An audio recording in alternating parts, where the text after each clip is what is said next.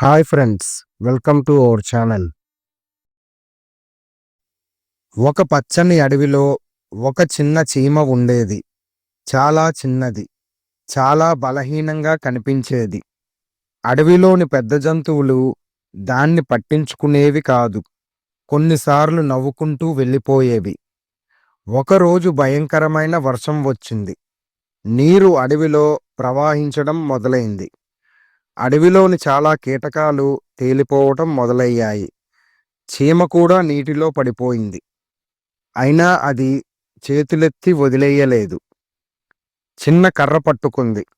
నీటి ప్రవాహానికి ఎదురీదింది. ఒకసారి పడింది, మళ్ళీ లేచింది.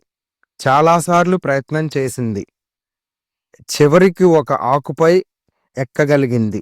సురక్షితంగా బయటపడింది. అదే అడవిలో పెద్ద ఏనుగు ఆ దృశ్యాన్ని చూస్తుంది. ఏనుగు తనలో తనే అనుకుంది, పరిమాణం కాదు, పట్టుదలే నిజమైన బలం. ఆ రోజు నుంచి ఆ అడవిలో ఎవరూ చిన్న చీమను తక్కువగా చూడలేదు.